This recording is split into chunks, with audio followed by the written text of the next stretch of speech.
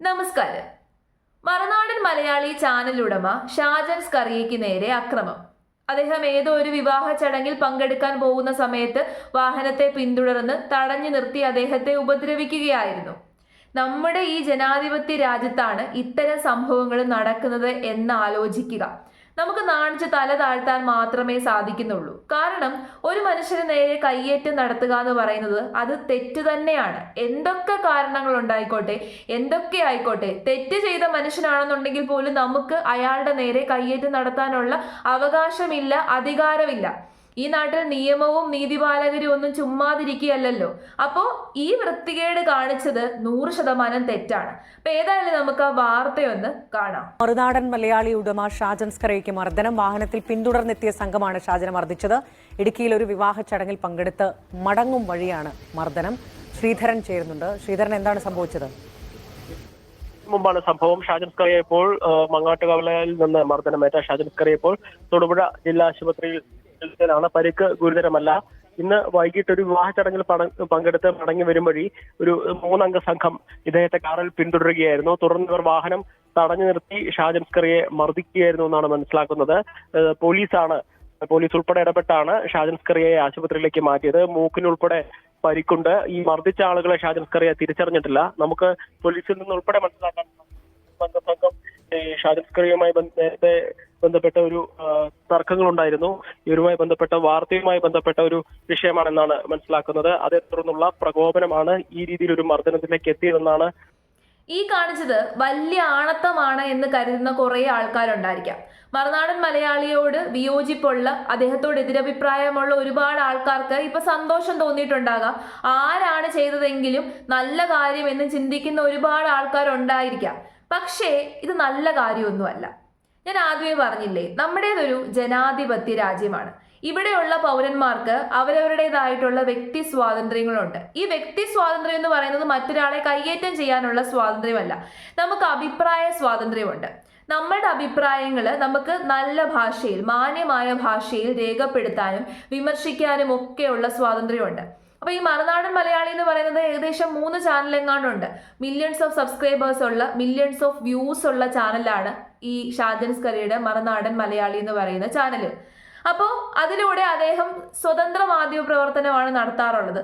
അദ്ദേഹം ഒരു നോർമൽ ആയിട്ടുള്ള ഒരു ചാനൽ, ഒരു മാധ്യമം എങ്ങനെയാണോ പ്രവർത്തിക്കുന്നത് ആ രീതിയിൽ തന്നെയാണ് പ്രവർത്തിക്കുന്നത്. നല്ല രീതിയിലുള്ള വാർത്തകൾ കൊടുക്കാറുണ്ട്, അപ്പോൾ വാർത്തകൾ കൊടുക്കാറുണ്ട്, എല്ലാ രീതിയിലുള്ള വാർത്തകളും അതിനകത്ത് കൊടുക്കാറുണ്ട്. എനിക്ക് തോന്നിയിട്ടുള്ളത് അത്യാവശ്യം നല്ല രീതിയിൽ അന്വേഷിച്ചിട്ട് വാർത്ത കൊടുക്കുന്ന മാധ്യമ പ്രവർത്തകരിൽ ഒരാളാണ് മറുനാടൻ മലയാളി. അദ്ദേഹത്തിന്റെ അഭിപ്രായത്തോട് ചിലപ്പോൾ എനിക്ക് വിയോജിപ്പുണ്ടാകാം, യോജിപ്പുണ്ടാകാം. പക്ഷേ ആ വിയോജിപ്പ് എങ്ങനെയാണ് രേഖപ്പെടുത്തേണ്ടത്? ഒരാൾ പറയുന്ന കാര്യങ്ങളോട് നമുക്ക് വിയോജിപ്പുണ്ടെന്നുണ്ടെങ്കിൽ അത് കയ്യേറ്റം ചെയ്തിട്ടല്ല രേഖപ്പെടുത്തേണ്ടത്. അദ്ദേഹം ഏത് മാധ്യമത്തിലൂടെയാണ് അദ്ദേഹം സംസാരിക്കുന്നത്? അദ്ദേഹം അഭിപ്രായം പറയുകയാണ്, വാക്കുകളിലൂടെയാണ് അദ്ദേഹം പ്രതികരിക്കുന്നത്. യൂട്യൂബ് എന്ന മാധ്യമത്തിലൂടെ, അദ്ദേഹത്തിന്റെ ചാനലിലൂടെയാണ് അദ്ദേഹത്തിന്റെ അഭിപ്രായം പറയുന്നത്. അപ്പോൾ ആ വീഡിയോസിൽ അല്ലെങ്കിൽ അദ്ദേഹത്തിന്റെ അഭിപ്രായത്തോട് നമുക്ക് വിയോജിപ്പുണ്ടെന്നുണ്ടെങ്കിൽ അതെടുത്തു വെച്ച് നമുക്ക് വിമർശിക്കാം. മറുനാടൻ പറയുന്ന ആ ചാനലിലൂടെ അദ്ദേഹം സംസാരിക്കുന്ന കാര്യങ്ങൾ, അദ്ദേഹം പറയുന്ന പങ്കുവെക്കുന്ന വീഡിയോസ്, അതിലൊക്കെ നമുക്ക് എതിർപ്പുണ്ടെന്നുണ്ടെങ്കിൽ ആ വീഡിയോസ് എടുത്തു വെച്ച് നമുക്ക് റിയാക്ട് ചെയ്യാം, നമുക്ക് വിമർശിക്കാം.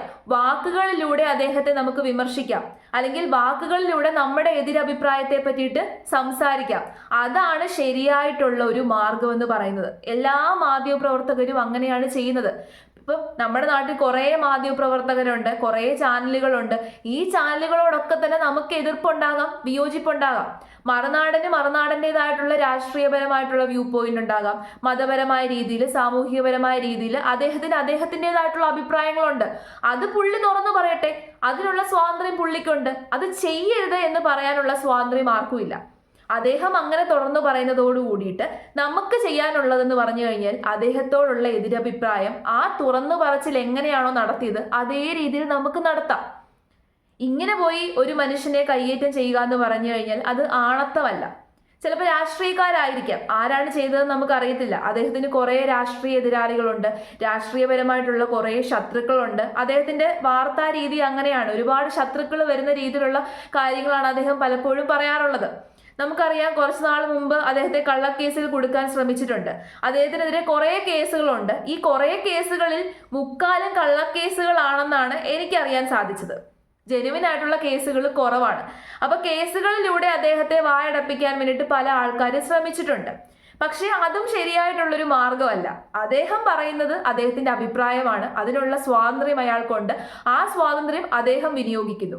നമുക്ക് നമ്മുടേതായിട്ടുള്ള സ്വാതന്ത്ര്യമുണ്ട്.